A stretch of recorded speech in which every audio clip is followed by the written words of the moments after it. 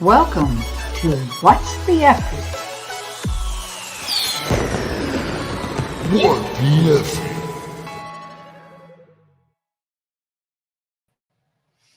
Hello, everyone.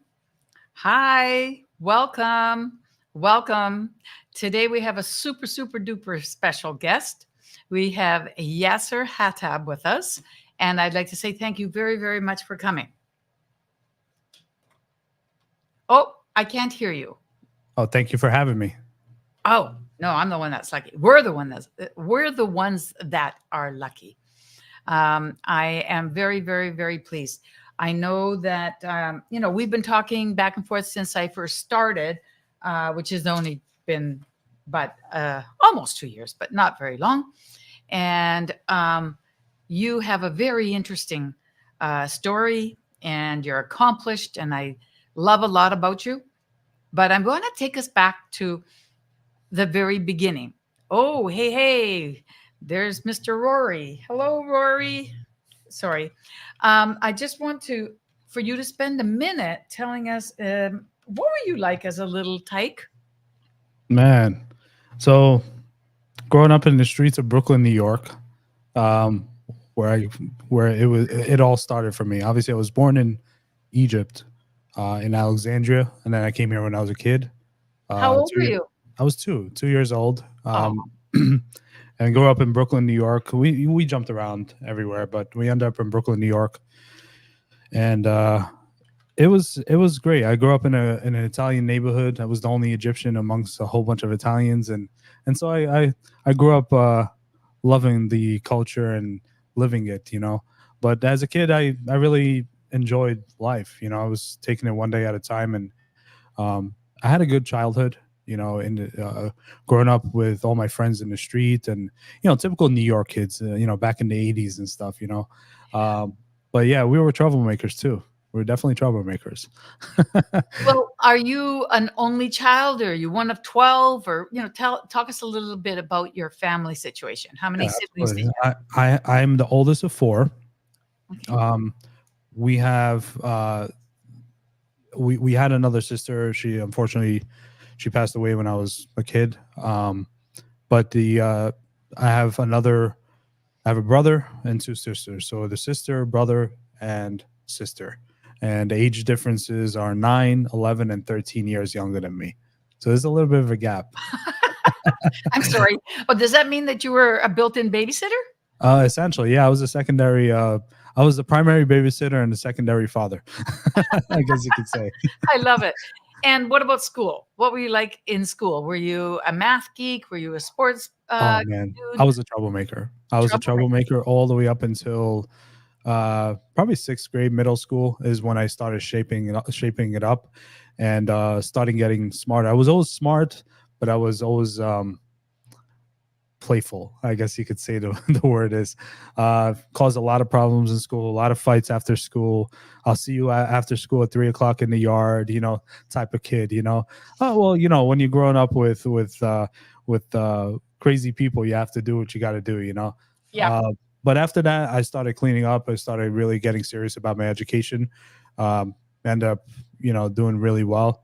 Went to 2 different colleges, got a master's, got a bachelor's, both in What did you business. study? Oh, both of them in business. Yeah, both of them in business. And then obviously at 16 years old, I did my first flight lesson.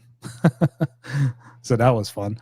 Out of Teterboro, New Jersey. In it as a little guy, like a child. So throughout my whole life, even as a kid, I was influenced by aviation. And believe it or not, real estate as well. I have family that are in the aviation world and in the real estate world as well. So it kind of is in the family, not my direct family, not my parents. My father, obviously, he's not in the real estate world at all. But my mother is a business person, and so I attribute a lot of my business learnings from her. Everything from money management to marketing to sales and everything in between, and delivering a great product and service. So, if you listen to this, shout out to you, Mom. And for Dad too, shout out to him for being who he is, a strong guy, supporting us throughout the whole time. And we were a family of six living in a 2-bedroom apartment in New York. So Oh, we boy. were, yeah. So not, no, very humble beginnings, no millionaire family, and I wanted to really change that and break the curse, essentially. So, that's what drives me every day. But yeah, my childhood was great. I enjoyed it, you know. And when you graduated, talk to us. Did you immediately start going in to study being as a pilot, or because you had business degrees? What did you do? How did you get to the beginning of being a pilot and also being in real estate? Got it. So at 16, I did my first. I had just barely turned 16. Did my first flight lesson. My father, I remember him handing me a check of $150 from his hard-earned money to go do my first flight lesson, my introductory. They call it the introductory flight out of Teterboro, New Jersey, and that changed my life. I had an uncle that gave me all his, flight lesson manuals and all that stuff. So I knew all this stuff already getting into there. But at the age of 14, I was a freshman, and I could tell you this: I went to the local high school. It was not well. It did not end well. I knew I needed to get out of there. I got held up at gunpoint. What? Yeah, by three guys that wanted to take my wallet, and they Oh. took a whole bunch of stuff from my bag and stuff. So I knew that wasn't a place where I wanted to be. I played football on the team, and I had to leave all that behind and go to focus on my aviation stuff. So at the age of 15, I ended up at aviation high school. So shout out to all my friends and alumni, Well, there graduates from was an aviation high. high school. So what is aviation high school? Aviation high school is where I thought that I was going to go and learn how to be a pilot. In reality, I actually went and learned how to be an aircraft mechanic. So I got something called an airframe and One is power in the plant. plane, the other one's underneath. Right. So I figured, you know what, I'm doing it. I might as well, because that was the plan, was to go to do flight school and stuff. But I was still young. You need to be 17 to be able to get a license anyway. So I was like, you know what, let me go to aviation high school. I enjoyed it. Took a standardized test, passed it, and all the years of studying actually paid off. I ended up getting accepted to high school, and immediately I was, turning wrenches and learning wood shop, and so I got the technical skills as well down. I did really well in aviation, and around 16 years old is when I did my first flight lesson. After that, I just took off. Went to Baruch College in the city, Bernard M. Baruch. I got my bachelor's in operations management degree. It's a BBA. That was pretty cool because I learned all about business, and so I had already started learning about business. When I was younger, I was selling stuff, left and right, and I was a hustler, I guess you could say. After that, I applied everything I learned. One hand fed the other. Worked for the airlines right after 9/11 and jumped right into real estate right after 9/11. So that was pretty interesting time. You weren't hesitant after 9/11? You know what, Effie, I get that question a lot on a lot of podcasts, and there's a lot of stuff in my life where everybody's like, man, are you sure you want to do that? And I never listened to anybody. I listened to what was in here and what's in here, and it has never let me down, and so I don't go based on what people tell me, or what they don't tell me in some cases. Yeah. I was just wondering if you were afraid, because they did try to hijack that, Yeah, but that's, everything comes with risk, right? You just have to kind of manage the risk. Keep in mind too, I was the guy that was not, my people were being attacked, if you know what I mean. We were being targeted, and so I went into an industry that was really not happy about me and what my origins were, and I didn't care because I don't have anything to hide. I know that I enjoy what I do. I enjoy business, I enjoy real estate, and I enjoy flying. So, and that's why after all these years, I'm still around in the aviation world and real estate world. All right. I love it. So, talk to us a bit about how you went, you got your degrees. And then how did you get into the real estate part? Because now I can visualize you actually having gone through mechanic school. I can see you kind of getting in, saying, "No, I'm going to get in that plane." So So, you did. But yeah, how did you get from into real estate? And got it. So at 18 years old and probably 3 days, I took the New York State uh, real estate salesperson exam.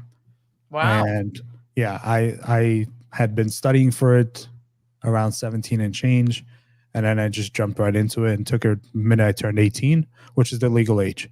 After that, I started working for several brokers, just kind of bumping around, trying to figure, find my spot in the real estate world. And then I ran into a broker that was probably the biggest broker in New York. I ended up working for him for a little bit, and I took off from there. I started showing houses for other agents.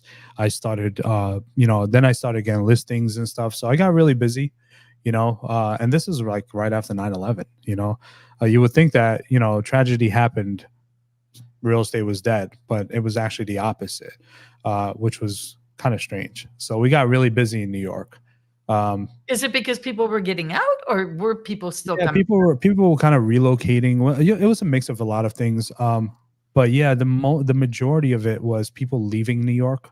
The same people I grew up with. The same people that owned a lot of these delis in New York and these pork stores and all the good stuff. But a lot of them were moving out of New York because they were like, all right, that's enough. I can't raise my kids here anymore. So that's where the listing opportunities came from. And that's actually how I got into, my eyes were exposed to the investing world as well, learning how to, run rental properties and all that stuff. So one hand washed the other, and I really got into it. I was really enjoying it. So Interesting. So, and you were also flying, starting to fly at this I, point? I was going through lessons. I did have my license, but as an airline pilot now, there I could tell you there's so many different levels to flying. You start off with your private pilot license, which is typically just like a driver's license. Anyone could go up and rent a plane out, like Hearst or Avis or any of those rent a car places. You could do the same thing with that private pilot license. After that, I got into the instrument rating, flying around with the instruments with the hood over, and you could fly in weather pretty Mhm, much. You don't mhm. have to visually have everything in sight. Then multi-engine. Oh, I can see the parallels You here. see the parallel, right? Yeah, multi-engine, multi-family, right? So, got into multi-engine. So there's so many different levels to it. Then there's commercial, and then you got where I'm sitting on right now, which is airline transport pilot. It's called the ATP, and then you need that license now to be able to fly for the airlines. Back then, you didn't need it when I had that. You know. Interesting. Interesting. So, was it like full-time flying and then working with real estate in between, or Yeah, so I got my first airline job in 2008, and I left New York with my ex-wife at that time. Well, she was my wife at that time, and we ended up setting our roots down in Dearborn, Michigan. And so I oh, was 15 minutes away from Detroit Metro Airport, flying for a carrier that was known as Northwest Airlines, Airlink. So it was the regional side of Northwest Airlines, which obviously we know now Northwest Airlines merged with Delta. And so we became one big happy family. But I mhm. was flying those small regional jets coming in and out of Detroit, and I was really enjoying my life. And that's actually how I got into the airline business. But that's also how I really learned about my passion, which is foreclosures, and I How? learned all about it in 2008, Michigan at that Okay, time. it's because of the 2008 crash. Correct.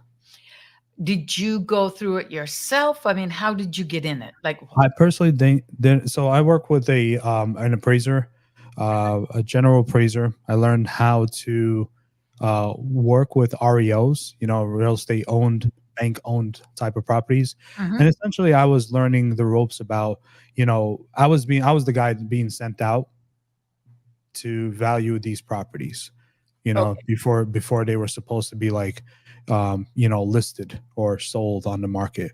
At, Uh, at auction. at auction. Yeah. Well, So no, you're actually, working with the so banks. bank owned is actually like for an auction happened. Mhm. The homeowners are still there, but the minute the auction happens, and let's say there's no uh, bids, the bank ends up owning the property if nobody else buys it. So Okay. that's how you end up with bank owned properties. So I was the guy that was going in and valuing these properties That so they that ended they up with. so that they could be all sold on the bank owned auctions now. Oh, So I there's two types of auctions. There's a foreclosure auction, then you have a bank owned auction. those must be interesting. Oh, Do they sell them in volume? oh my goodness. Yeah, we were busy. I mean, we were really busy. It was insane. I was flying during the day, during the night. So I did something called high speeds, meaning like I would take the last flight out and first flight back in. It was a quick overnight, very quick. Some of them are not even legal anymore. Um, and it was very quick. I mean, you'd be like behind the doors maybe 4 or 5 hours if you're lucky. Um, between those, during the days when I actually got into the whole, doing the real estate business and really learning how to work in the business and stuff. So yeah, Dearborn is awesome. I lived right on Manor Street. So but yeah, so that's kind of how I balance both, and it's been like that ever since, between flying and real estate. One hand, and they're actually pretty well tied together, Effie. How? So with airlines, we work off of checklists, right? And I Okay. believe, obviously checklists are written. We're taught this, and we teach this to our pilot students as well. Checklists are there Mhm. for items that could potentially kill you, Mhm.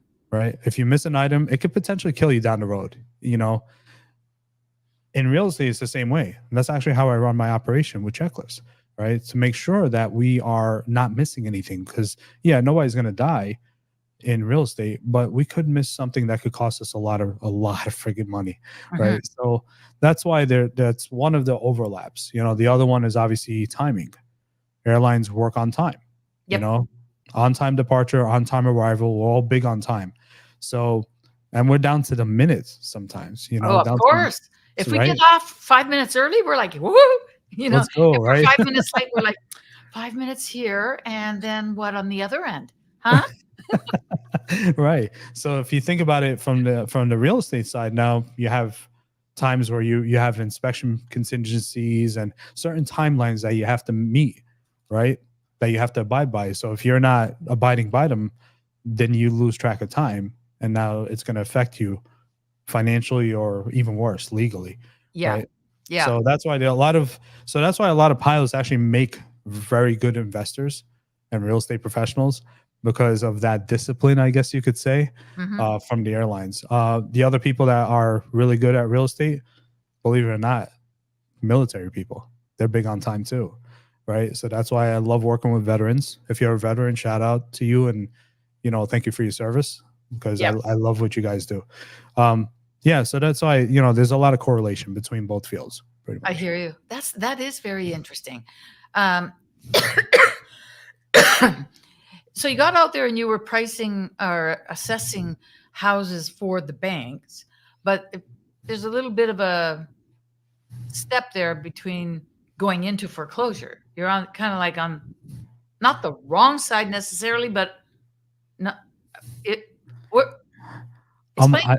I like to see it as I'm on the late side, not the wrong side, the late side, right? But back then it did feel like the wrong side. And it took a family being evicted from their house that made me realize that I got to help these people out before they get to this point. Did you see it? I did. It's heartbreaking. Yeah. It is heartbreaking seeing people's lives um, being tossed out on the lawn is the worst feeling ever. I can only imagine. I've never gone through it, but I was there watching this. And because I was there just as a neutral party, I didn't really work for the bank. I mean, the bank hired us to do our job, you know. But it's not like I'm the guy that was going in removing them. But I might as well have felt that way. I might as well have been the guy removing them. And I made it my life mission after that to learn everything I know about foreclosures, short sales, loan modifications, you name it, everything. I made it my life mission after that I was not going to let any family down that is going through foreclosures. So you would have left the bank and gone into this side of The um, family side. yeah, of trying to stop them. Yep. How did you do that at the very beginning? Oh, Because I mean, you were just one person, and when you're, doing it for the bank, in a way, you've got the bank behind you. Like they've got this big machine. Um, did you just quit and then try to figure out in the real estate arena, how do I approach, um, people who are in foreclosure? How did you make that transition?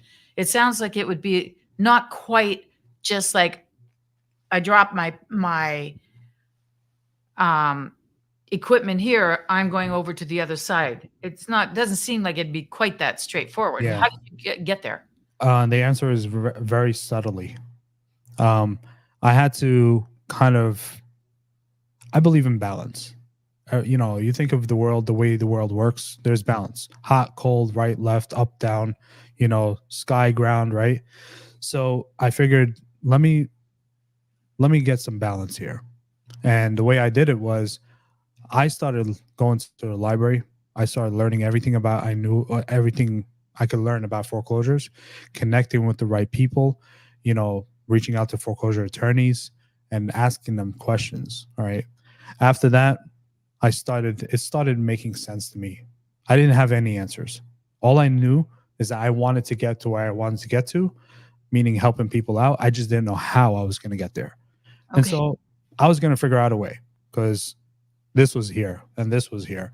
And so what ended up happening was I actually slowly transitioned away from taking more jobs and more towards, let me start working with these people who are going through foreclosure. So that required a lot of calling, a lot of door knocks, a lot of people telling me F you, a lot of people slamming their doors in my face. I mean, you name it. But I knew it wasn't personal. Yeah, I'm sure you realized that. But did you have anybody guiding you? Were you part of a group, or did you find a course, or did you just, with the knowledge that you have, go out? I learned by doing. That's how I do it. Mhm. I learned, give me just 20% of the information and I'll act on it. And that's exactly what I did. I bumped around a lot. I Mhm. learned by mistakes, a lot of failures. Oh my God. I let a lot of people down on the way, doing that. But when I got stuck, I would usually reach out to my network. And my network is like, foreclosure attorneys and investors that were working with foreclosures and all that stuff. So yeah, I mean, that was really my thing. That's actually how I do everything. Give me just enough information and I'll pull the trigger and I'll figure it out as I go, And so that's how I got into it. And eventually what ends up happening was back then, I ended up leaving the REO world altogether. I was like, I don't want to be part of this anymore. And it was at that time is when I started sleeping at night. Yeah, it's that's Yeah, important. even though you didn't get them there, and even though you weren't the one that was kicking them out, after having seen that, you probably did realize, like, I'm on the side though, like I'm working for these guys. It probably did make it difficult, I'm sure. Yeah. And how did you go from? How did you grow in the foreclosure area? Like, what was the path like? Obviously, it was difficult at the beginning, and you got a lot of "What the effing are you doing? How are you effing doing it? Why are you effing doing it?" All of that. But once you started to get into a rhythm, did you start to build a team? Or you've been in sub two now a while, but you've been in real estate a lot longer. So Mhm. talk about how that growth started and what it looked like. Um, one block at a time is really the way I look at it. One brick at a time. And even though, I've been in it for a while, I still feel like there's still more to do and still much more growth to happen. But it really started with just, it's hard to put a figure on it, or, a way of doing it. It just kind of happened, Effie, where every week it was like, I can tell you this: Sundays are my favorite days because Sundays are what set the tone for the rest of the week. And so, let's say I'll give you an insight on what my life typically looks like. Sundays is typically family day, but then at the same time, it's captain day, right? Where I focus on the stuff that I want to focus on for the rest of the week. And essentially, hell or high water, I got to get those things done. I don't care who's in front of me, what's happening. I've done stuff. I've accomplished my goals that week from the hospital, even. Okay. Because I know that I didn't want to go into the next week without getting these things done. Okay. So that applied to the foreclosure. All right. Where this week I wanted to learn how to do short sales, let's say, as a realtor. So I would learn everything. Every single minute detail, I would learn it and then immediately apply it the next week. And so that kept on happening week in and week out. And then obviously, you read a book, you're like, okay, I know it all, right? And then you go and do it, and you're like, wait, this is not what the book said, So that happened a lot, but that's where the notepad comes in. This is why my team laughs at this, but this is why after all these years, I still write everything down, right? Because I'm still learning, and I'm always going to learn. So that's what I end up doing. Like, for example, if I'm learning about short sales a couple years ago, I'm like, this is the book about short sales. Okay, great. Let me take my notes down of what I wanted to do and how I'm going to apply it. Then I find a case that I'm going to work on, a short sale, let's say, someone underwater in their mortgage. Okay, let's talk. And then I talk to the person. Then I learned, wow, whatever's in the book is not what's actually happening right now. So I start penning down all the stuff that I'm learning just by doing it. Okay, so going in next week, I'm going to not make this mistake ever again, And so that's how it worked. It was like week in and week out.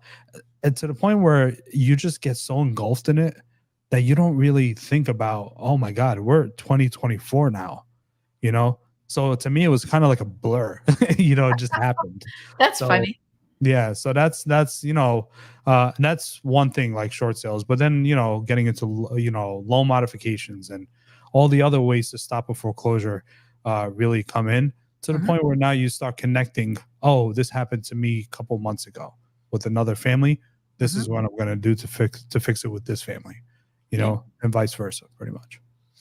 What advice would you give to someone who is now thinking, okay, I think I should be looking at pre-foreclosures? Let me see. How can I get started? What are my steps? What advice would you give them? And, what would be the important things as far as you're concerned? That's a good question. The first thing I regardless of what field you're getting into, whatever niche you're getting into, do it not for the money. Right. If you're doing it for the money, you're doing it for the wrong reason. Right? You need to do it because you think you're going to enjoy it. And who knows, you might try and you're like, hey, this is not for me. I can't put up with. I have a student of mine that recently got into probates, right, which is another jam of mine, and got into it and did his first call and said, bro, this is not for me. I'm like, why? He's like, it's too sad. I'm going to freaking cry. Because he got a big heart, And I'm like, yeah, you got to be tough in probates, You kind of have to isolate yourself from the situation. And it's tough, So sometimes you might try something, and then you're not going to enjoy it. But then other times you might actually try it or stumble upon it sometimes by accident. But the point is that you got to do it because you enjoy it, right? If you enjoy something, and I that's something that my father told me growing up. You love what you do, and you do what you love. You'll never work a day in your life. Okay. And that's so freaking true. And he said, of course, he said it in Arabic, which is backwards. It's right to left. So that stuck with me. And I was a kid. I was 11 years old when I heard this, but it really stuck with me. And sure enough, it has, I'm right here. It has applied to this, the flying, and to the real estate world, to the foreclosures. I enjoy it. So when I get on the call with someone in foreclosure, I know I'm there enjoying it because I'm able to help them out.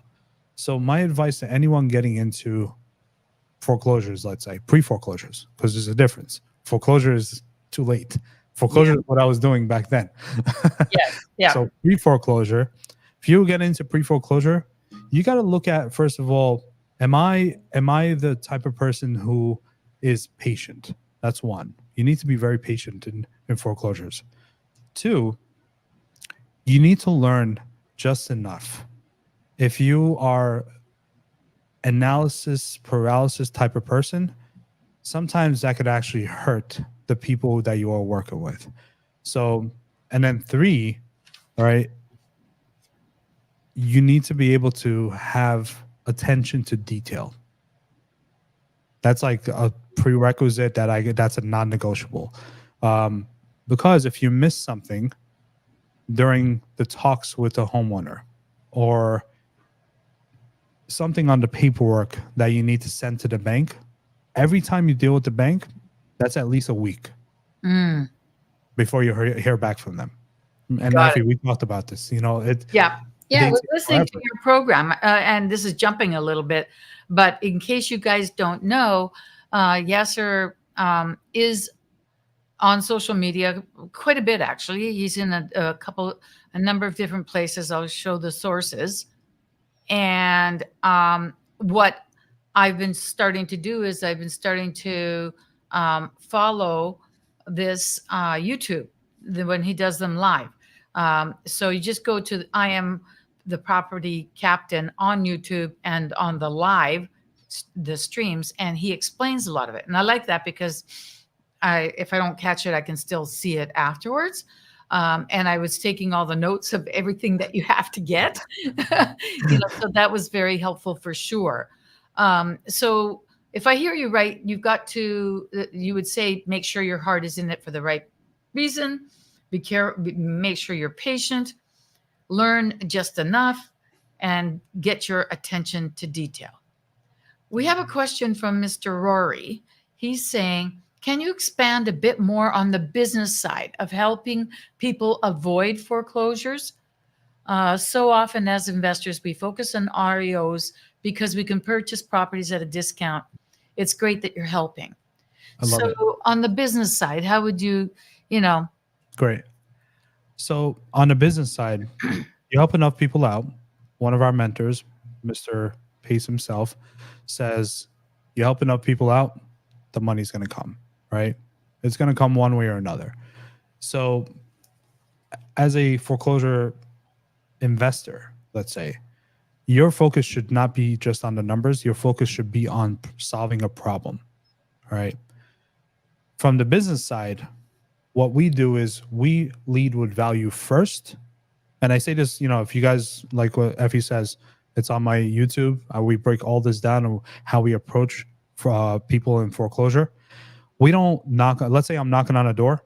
I'm not going to knock on a door and say, "Hey, you want to sell your house?" It's you could try it, but you're not going to get any good results. I could tell you that. I could promise you that. Actually, what we do is we want to lead with value first.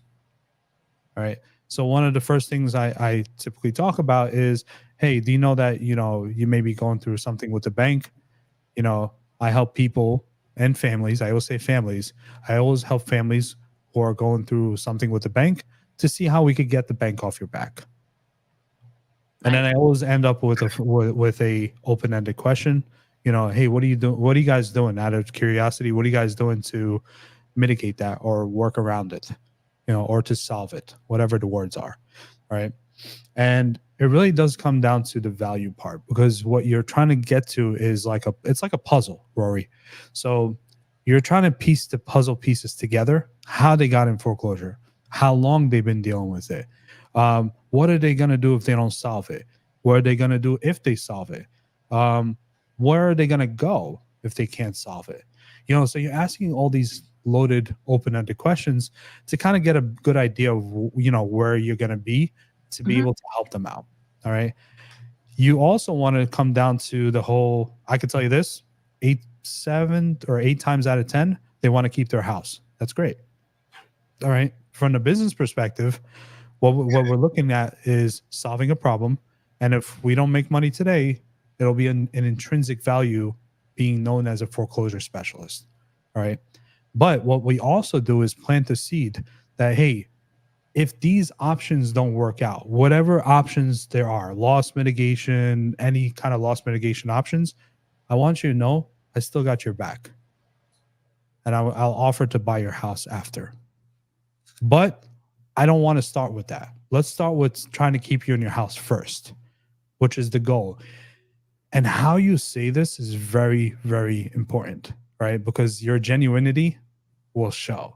People pick up on energy like that, right? So that's typically what I do first. I lead with value, try to piece the puzzle pieces together.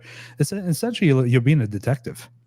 If you watch any of those, first 48, I mean, my partner and I, that's all we watch. We're natural problem solvers. So you want to piece the puzzle pieces together, try to get, a bigger picture of what's happening, how they got there and all that. Then you say, hey, if those options don't work, what's your plan? And you want to be there throughout the whole process. So one of the other requirements, I talked about 4. The 5th one, you have to be a follow-up master in foreclosure. A lot of people don't have the tenacity or the patience to follow up. Yeah, Columbo. I love it. So you need to have that tenacity of it's not over until it's over. This is why I have stuff like this on my board, to remind myself and my team, hey, we're here to serve first. I serve God, and through me, God serves other people. Okay. And that's how I look at it. So we always remind ourselves, me and my team, we got to serve, because if we don't, if I slack off one day, people are counting on us. Yeah. Right? And one day can make a difference. It can be exactly too late. So if you kind of slack off on your follow-up, it may be too late. And that family was waiting on you, whether they know about you or not. That's crazy to think about it. Whether they know about you or not, you owe them that follow-up. Yeah. Yeah. So very good point. Very good point. So Josh asks about what kind of stage of grief do you see most before they decide to do something? Oh, man. I imagine that, if you go too early, they're like, what's the big deal? It's the first notice, and it's a road, and they may not realize that it's not as long as they think. I don't know. So where do you see them? So grief is a funny thing, Effie. People passing away. This is why foreclosures and probates fit hand in hand, because it's essentially the same type of grief. For those who are on the call, if you don't know the 5 stages of grief, if you want to look them up, but pretty straightforward. Denial, then anger, then bargaining, depression, and then acceptance. And whether you lost a loved one, whether you're going through foreclosure, whether you're going through financial issues, marital issues, it doesn't matter. Human grief is human grief. And so every one of us goes through that. The last time you lost someone that you love, you went through that. All right. So you have denial. I can't believe this is happening to me. I can't believe after all these years, I spent my hard-earned money getting this house and raising my kids in it. Now I'm in foreclosure. I can't believe this is happening. This can't be happening to me. This is a dream, right? After that, anger. They take it out on everybody, including the person that knocks on their door, right? And you need to be smart enough to understand that. So most people, by the way, all right, I don't know who asked that. I think it was Josh. Gosh, yeah. Josh, by the way, most people are stuck in those first two stages. Always. Your job as someone who is a foreclosure investor and specialist is to get them through the other stages as quick as possible, but without pushing them, right? Because you need to go based on their pace and the bank's pace. Yeah. I was Right? gonna say, it might be a little different than the bank, though. So that's where the balance comes in. You're balancing their grief versus the bank's speed. Now, this also depends on where you are operating. If you're focused on a state that's judicial, where the foreclosure has to go through court, you're talking about a little bit of time versus non-judicial like Georgia, where it happens like that in 30 days. The minute they're going to foreclose on you, it's 30 days. 3 notices in the mail. No, 3 notices in the mail and in the newspaper. In publications, so that they make a public notice, we're going to foreclose on 123 Main Street, then they foreclose on you. So it happens a lot quicker in non-judicial states where there's no judge involved, no court involved. So that really depends on where you're at, but everyone goes through that grief process. And that's what I mean. Your job is to get them to there so that you kind of be their guide in that sense. You know, in the bargaining stage, if I just catch up on the mortgage, then I promise I'm gonna make continuous payments and never go through this again. It doesn't happen like that. Okay. And that's where you have to, as a professional, real estate professional, you have to kind of manage your expectations to let them know. And I use a lot of third-party stories. I use other families. Sometimes I even connect past families with future families to talk to each other. Really? To kind of be there as moral support. Wow. Kind of like, AA. So helpful. Yeah. So that's thinking outside the box. So that's number 6. That's number 6 requirement. You need to think outside the box. Mm-hmm. You bet. All right. And so if you are cookie cutter, there's no such thing as cookie cutter in foreclosures. Yeah. Every situation is different, because the minute I start working with the homeowner in foreclosure, we're opening up the finances. I need to know how much they're making, how much they're spending, because guess who wants to know that? The bank. That's how we're going to know how to stop. So I'd have them print out everything, put everything on the table or in a file or upload it online. And then number 7 is where it's required, being a babysitter. Because of the grief stages. Mm-hmm. People who are in grief are tough to work with. And that's why the patience comes in. And so being able to understand that and being on top of them, you have to be a babysitter with foreclosure people, even probate people going through probate because they may have lost someone very close to them. So you just have to be really patient and on top of it when it comes to that. So. Wow.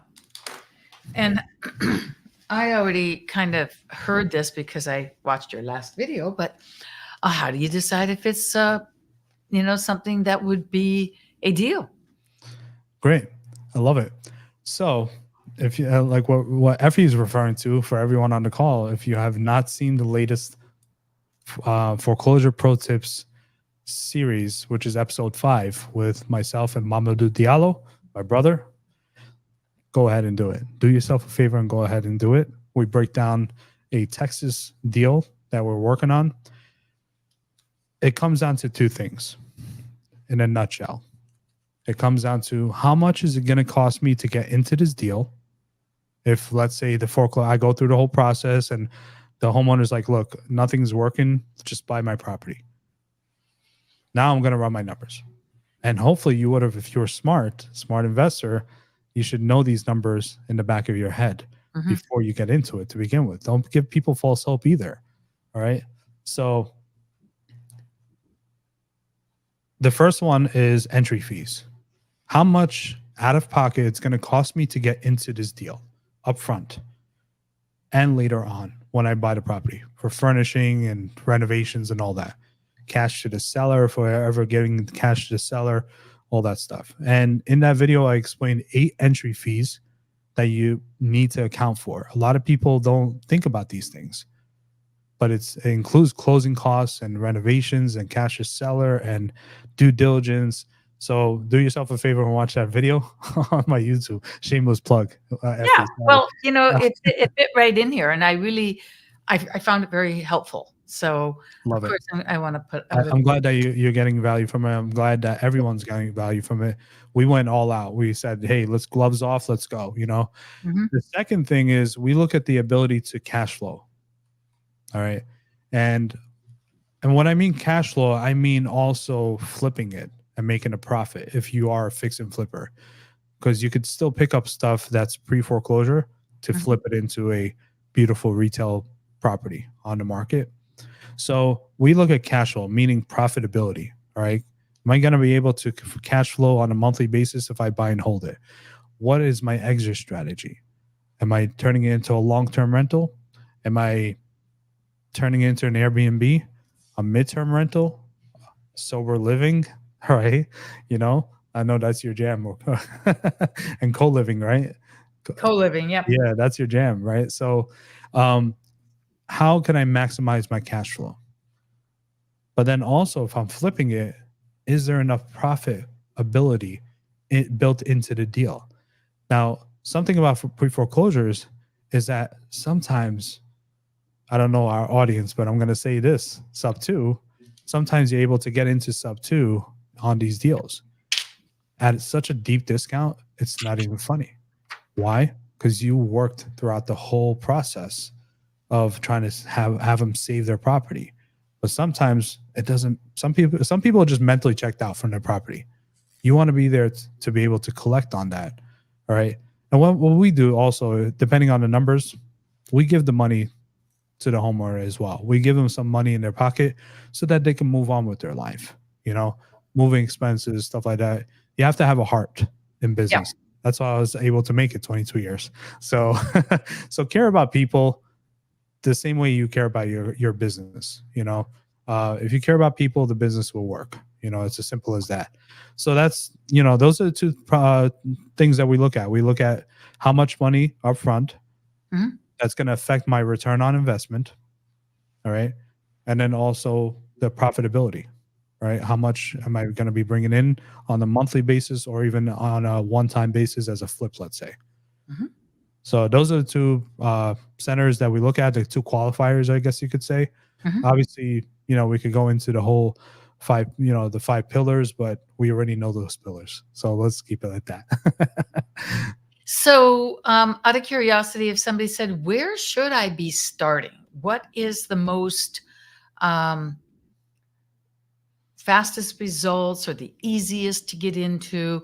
Where should I be starting? Because we do have pre-foreclosures, we've got probate, we've got foreclosures, we've got a number of different strategies. Which one would you guide them to if they were like, all right, I want to get in here, I want to make an impact, but I also need to pay for my family. So where do you think I should start? What would you say? How? I'm a firm believer of, like what I said earlier, it's get 20% of the information. So a lot of the information is online. Okay. So I would start with looking up your local rules and regulations when it comes to foreclosures, pre-foreclosures, right? We're here in New Jersey. So first thing, New Jersey, even as a fairly new market to me a couple of years ago, first thing I did was I checked up New Jersey laws about foreclosures. I need to know my timelines, right? When can the bank start the foreclosure? How long does the foreclosure last? For example, in New Jersey, the defendant, because it's a lawsuit, the defendant, aka the borrower, is allowed 2 postponements. And so another word for postponement is stay. 2 stays, right? Essentially, they're allowed to stay in the property. That's how I teach it to my students. So I wouldn't have known that if I didn't do my research about, how my local market works or my target market. So first thing I would do is take a look at the target market and their foreclosure laws, even probate laws. 2, it's not about what you know, it's who you know. So I would start reaching out and talking to foreclosure. And if you're going into probate attorneys. Okay. Those are really some of the best people because obviously that's what they do. That's what their business is revolving around. How do you reach out to them and get their assistance? I mean, they're pretty busy, and we like to usually lead with value, but I'm not. How do you see that happening? So I was just about to get into it. So I love that. I love that question. That's a very good question. I get this a lot. A lot of people tend to forget that attorneys are still business owners. Mhm. They're entrepreneurs. They're running a business. It just happens to be a legal business. So every business has a weak point or a need. Okay. Sometimes that need is physical, sometimes it's mental, financial, whatever it is. All I do is leading with value. For example, if I'm reaching out to a probate attorney, I just did this actually the week before. It's a local probate attorney. I had someone I was working with on a probate, and the lady, really nice lady, older, she's like, hey, my my husband passed away. He was in the military, all that stuff, and he passed away 3 months ago. I'm like, oh, how did the probate process go? And she's like, I haven't even started yet. I'm terrified. And I felt bad because she's still going through grief. I could tell she was going through grief. And I was like, hey, if I connect you with someone that I know, were you willing to work with them? And she's like, absolutely. I need all the help I could get. So I picked up the phone and I called all my probate attorneys that I know. None of them were available. So I didn't stop there. All right. Because I want you to write this down, guys, whoever's listening to this call. By any means necessary. If you were to live your life one way today, moving forward, by any means necessary. Okay. So what I did was by any means necessary, I'm actually going to get this lady a probate attorney that I know is going to work with her and get her past the grief and putting the house behind her. So I reached out. We in my community, we talk about GTS. GTS is Google that. You know what the S stands for. All right. So Stuff. stuff. Yeah. Google that stuff. So Google that stuff. Right. And what I did was I went to Google and I searched for probate attorney in my area. I looked at reviews and I found one that had 20, 30, 40, 50 reviews. And they were all good stuff. She did this. She did that. I'm like, okay. Picked up the phone. Got the paralegal. Hey, my name is Yasser. I'm a local. By the way, I'm licensed as a realtor too. So in New Jersey and Pennsylvania. So I said, hey, this is Yasser Hatab. I'm a licensed realtor and a foreclosure specialist and a probate specialist working in New Jersey and Pennsylvania. I actually have someone that needs to work with you guys. I don't know who you guys are. You guys don't know who I am, but I found you online. And I'd like to pass this person along if you guys will allow, help her out. What's the situation? All that stuff. And she started taking notes about the lady. I gave the paralegal the lady's phone number, and I told the lady this, of course. And then I connected them together. They're working on the case right now. 2 weeks. All right. Right after that, the probate attorney calls me the next day and says, thank you. Leaves me a beautiful message. I was training a door knocker in our office and I get a beautiful message. You're amazing. Thank you for connecting me with this person. All right. We're taking care of her right now. I would love for you to share some information about what you do as a probate specialist, because that's a certification. And that's it. Of course, I missed the call because I was training a door knocker.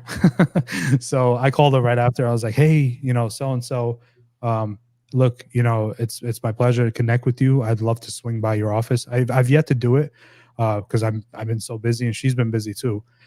But I connected with her today and I said, hey, are we going to make this happen or what? She's like, absolutely. I want you to swing by on Thursday. Let's talk. All right. So that's what I mean by leading with value. She give people something because they're still an entrepreneur. A lot of people think attorneys are these things that are like unreachable and untalkable, and I don't even know if that's a word, but you know, but at the end of the day, they're still entrepreneurs. They're still a business owner. So lead with values. So that's what I would do. You know, reach out to these people. All right. And if it's a foreclosure attorney, same thing. Same thing. I always ask with questions. I call them dummy up questions. Hey, I'm new to this. Sometimes I do this. If you're new, go ahead and do this. Hey, I'm new to this industry when it comes to foreclosures. All I know is I want to help these people out. And I want to help you out. How can we do this? That's How can that's I like help you? that. I like that. Yeah, how can I help you help these people out? What do you need in your business? And I'll do it. And I don't want anything from you. Lead with value because they're still business owners. They're still entrepreneurs that have a need in their business. So I hope that answers the question for a lot of you guys, you know. Yeah. Yeah, I think you got that one pretty good. That's pretty cool. And what would you like to leave the audience with? Any advice for 2024, or like what do you think is going to be happening here in this calendar year, and how are you using that to get ready? Got it. Man, you asked some really good questions, Effie. I love it. Thank you.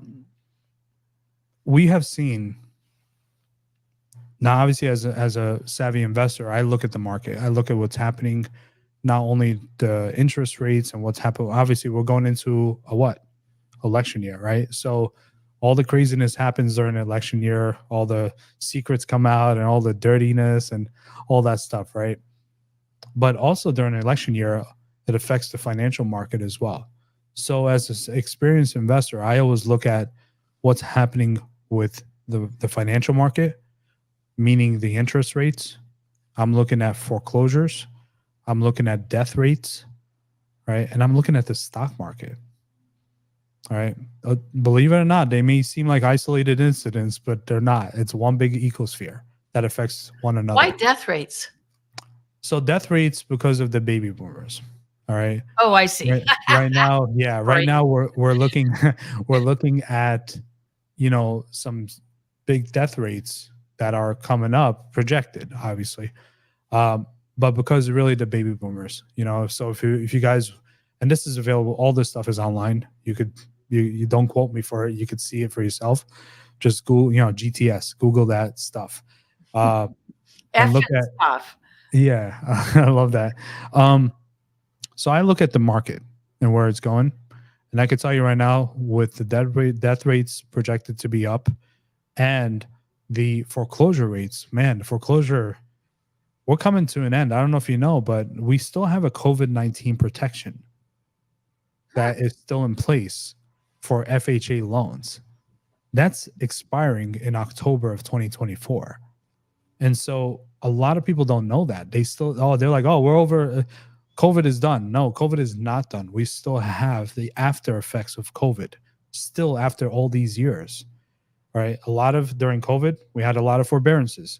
A lot of those forbearances in 2023 died out. And then people were found in their present position, right?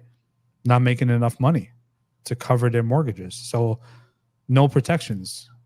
So these protections are wearing off now. And so we're seeing an uptick in foreclosures as well.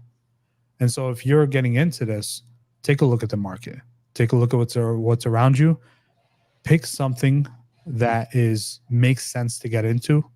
And I hope with this call that I'm able to motivate you guys to kind of take a look at pre-foreclosures and probates, because we're going to need a lot of help. I'm only one person. And I don't care what they say. They say one person can change the whole world. That's not true. I'm only one person, and I can only change a part of it, So I need all the help I could get. And by the way, Effie, if anybody's on the call that wants to join my team, I would love to have them. I'd love to work with them. Wow. I'm looking for a solid 5. To, Wow. that's how much That's help we need right now. fantastic. Yeah. So Wow. That is really, really, really fantastic. I'm trying to figure out how would they reach out to you? very simple. Very simple. Uh-huh. My name is right there, right at the bottom there. Yep. I am the property captain. Reach out to me on any of the social medias, Okay. and I'll be more than happy. Just put the word pre foreclosure, and so I know Pre it's foreclosure. yeah. Okay. Yep. Well, I actually shouldn't put this. Well, maybe I should. It'll be, well, I can just see this 3 years down the road. I saw you were offering a position for 5 people. And you're like, yeah, that was 3 years ago. This offer is only open until now. I'm just kidding. Yeah, actually, that maybe I won't. It's kind of funny because I can just see that. Wow, that's amazing. Van wants to know, how do you get certified as a probate specialist, and is it by the state? And I want to go back to those 5 in a minute, in just a second. I know we're over an hour a bit, but do you mind staying Of just a course, few yeah, minutes? of course. I'm here. Cool. Today is Effie's day. Okay. All right. Well, let's answer Van's question first. Awesome. Very, very good question, Van. If we haven't connected, reach out to me. I'd love to connect with anybody that's on the call. Guys, I'm reachable. All right. You're not going to get a secretary or anything. You message me, you're going to get me, Van, there's a designation. So I carry 2 designations as a realtor. Okay. One of them is called the Certified Distressed Property Expert, which is essentially a foreclosure and short sale specialist. All right. That's run through a program that's literally called that, Certified Distressed Property Expert by Tony Martinez. He's one of my mentors down in Florida. He's a big time broker. He teaches this stuff day in and day out. Is that for realtors only? That's for realtors, but you could also learn if you're an investor as well, because you need to still learn how this thing works. Remember, the more education you get, the better equipped you are with what you need to do. Okay, especially in this field. But then the second one is the Certified Probate Expert. And if you look up Certified Probate Expert on Google, you will find a program out there that actually covers everything that has to do with probates. Okay. And it's essentially a designation and a mentorship that you could get on, finish some courses, and really get to, hit the ground running. That comes from that's connected with, I don't know if we should do this here, but it's called alltheleads.com, right? And that is actually a probate lead source that a lot of people use. They sell you the data for people who passed away. Sometimes they have real estate, sometimes they don't. We do county records. We do online stuff, like this. So we get our source from so many different places, mainly from county though, because it's fresher. Yeah. And okay, I'm really appreciative of that. Is the Certified Probate Expert, is that restricted to realtors, or can it be for non-realtors? Certified Probate Expert is for both realtors and non-realtors. All right. Good to know. And I got to say this. The way we're going in this market right now, especially with wholesales being illegal, essentially, one of the best things you could do for yourself is become a realtor.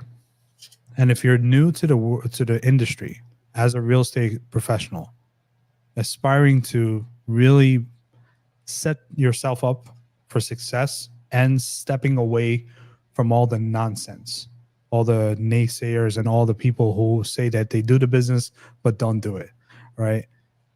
The best thing you could do for yourself is become a realtor. Why? You'll be able to learn everything. As a realtor, there's going to be 2 things I got to say here. Become a realtor because you'll learn how to do the transactions and you'll learn how the real estate market really works. Okay? How buyers work, how sellers work, how title companies work, all that stuff. Okay? But 2, don't just become a realtor by yourself. Join a team. Look up some of the best teams out there in your industry or your market and reach out to them and see if you could join them. Why reinvent the wheel when someone already figured it out for you? All you have to do is plug in to a pod and start doing the business and learning it by doing it. A lot of people read a lot of stuff. This is why I operate on 20% information, because I'm able to learn from others by working with others. Got So it. if you take anything away from this call, those are the two things: become a realtor, go get licensed, learn, all right, and then two, join a team. And if you're by yourself as an acquisition person, learning how to be an investor, join a team as well. Learn the business. Thank you. Thank You're you welcome. very much. But before we go, I do want you to tell me about those 5 people you're looking for, because I think anyone who's listening, I think they'd be very, very fortunate if they had the opportunity to work on a team like yours. So talk to us about what you're looking for. And, you already said to reach out to you at I am the property captain, and that you're reachable. But what is it that you're looking for? And what would they expect to be doing and such? So remember those 7 things I told you about? Mm-hmm. You wrote them down, right? Dave? All right, go ahead and tell me what you got. I think I have. Are you talking about the being patient, learning just enough, attention to detail, following up, mastery? Is that the list you're talking Mhm. about? Yeah. Okay. So you have to have the tenacity on that. Got to think outside the box, possibly be a babysitter. And you are leading with value, always. Essentially being a go-getter. Mhm. Those are the type of qualities I want in my team of 5. That's literally the job description and the requirements. And as long as you have the right attitude and willing to learn, really from someone who's doing the business day in and day out, Mhm. and not just teaching because they don't know, because there's Yeah. a lot of gurus out Yeah. there, Yeah. right? Yeah. A lot of gurus. But my team, hopefully they're on this call and they're seeing this, they could vouch for what I do, okay, and how I teach them. I teach by doing.